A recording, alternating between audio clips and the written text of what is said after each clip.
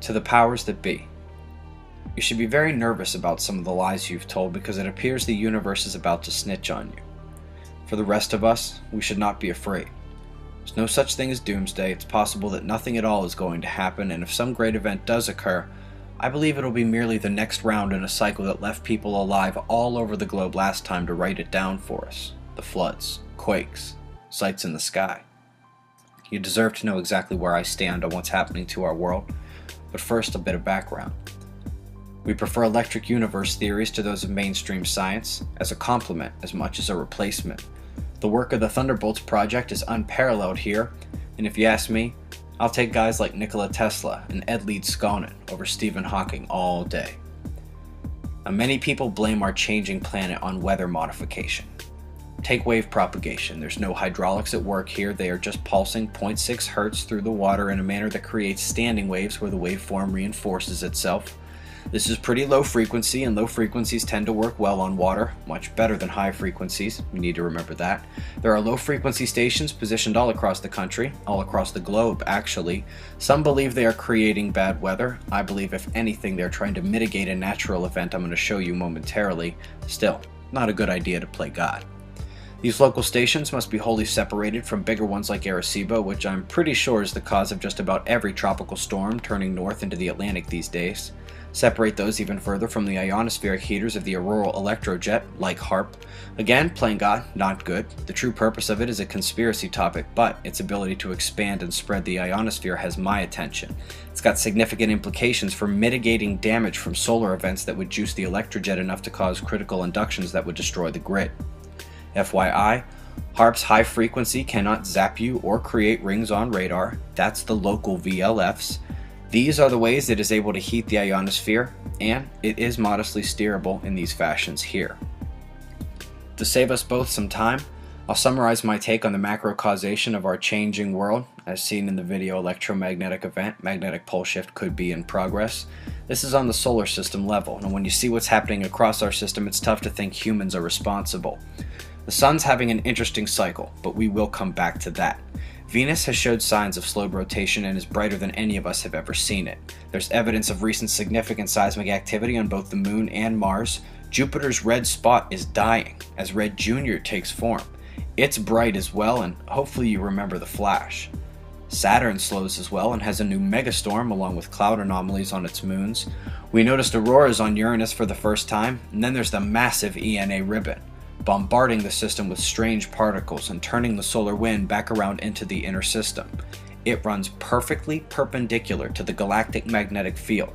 That's the right-hand rule of electromagnetism at work, and a revealing of its genesis and the possible cause of all this change. But you don't live on Saturn or Venus, and it's best to focus on what's happening here on Earth. Now, it was big news at the end of 2011 that thousands of weather records had fallen for heat, cold, tornadoes, flooding, drought. Then, in the month of March 2012, the United States broke 15,000 temperature records alone, a fitting end to the winter that wasn't in the West, and to the devastating winters in both Europe and India.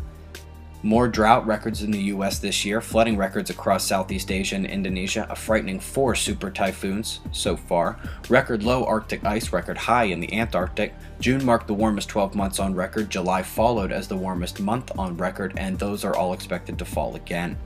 Let's look at another aspect of the change. Our magnetosphere is weakening, and if that's news to you, you are way behind.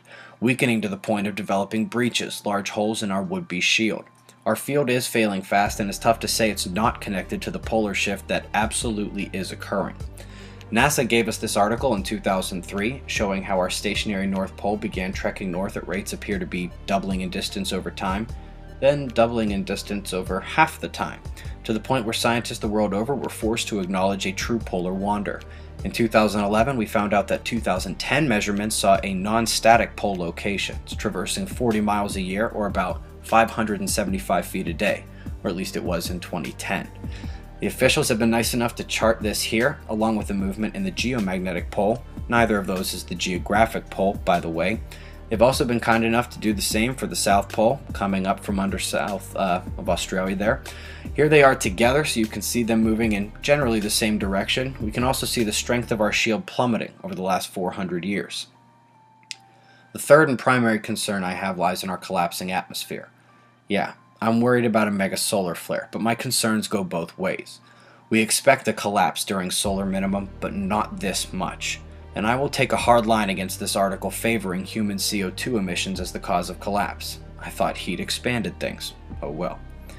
The real answer is that this was no ordinary solar minimum. It began normal enough, but 3 years in we began to see coronal hole anomalies with respect to longitude position. Remember this 2007 year of change. 2008 the sun slipped into a coma. It had become one of the lowest atmosphere collapsing minimums of our time. By April 2009, the deep low continued well beyond normal lengths to become the longest in 100 years, but April was not the end. August had a sunspot number of 0, and while late 2010 showed signs of life, it was already the longest minimum we can confirm since the Maunder minimum, and it was a bleak start until March 2011. Now we did break government forecasted high activity marks in November, but since then have been sporadic the last 12 months, with modest sunspot numbers here belying a complete lack of flares we need to expand our atmosphere. Somewhat related, this is the critical frequency of the F1 layer for the year 1999. It's a radio wave skipping measurement, but also indicates the energy in this layer.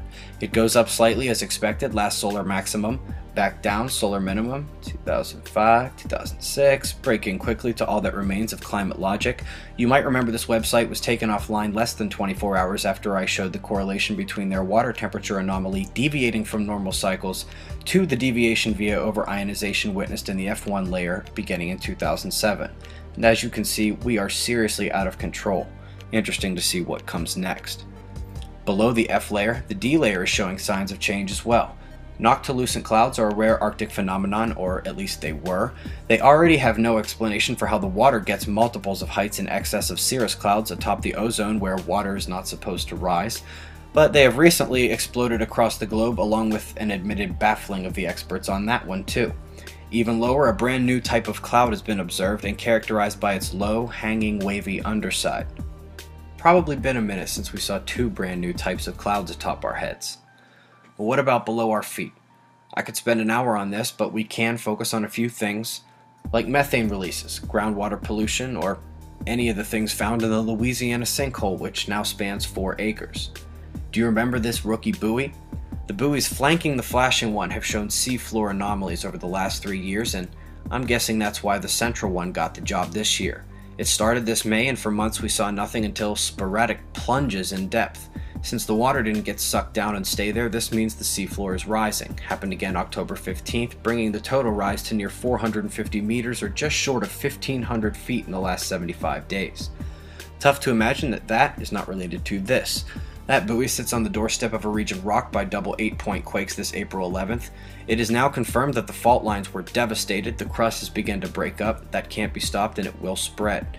As a preview of what may be to come, those quakes triggered seismic activity across the entire planet. In fact, all of these quakes are now officially blamed on the Indonesian event. It's not hard to see how this could be worse next time. So will the poles flip? Will our shield collapse?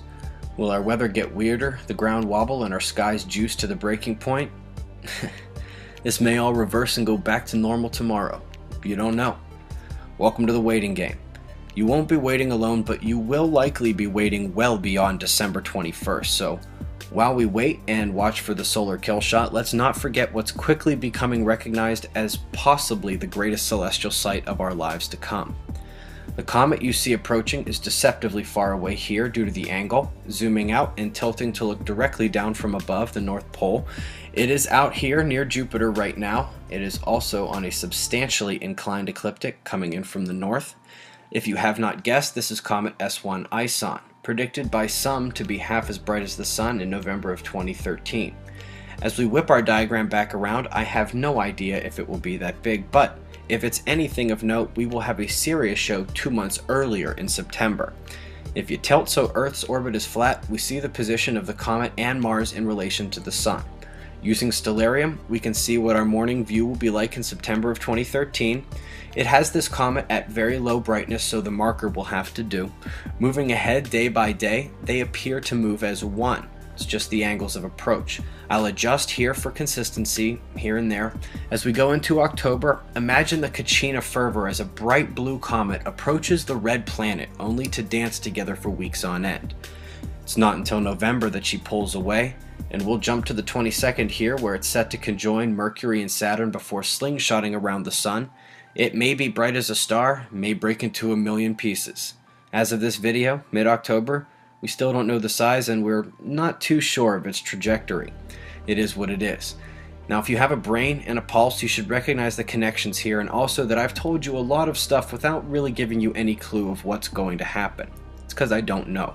I'm not special, not smarter than any of you, and I don't have any access to some secret answers. If anyone tells you different, they're lying. Your primary duty of discernment in hearing my opinions is to separate the facts from my opinions and then make your own. And if you haven't already done so, wake up.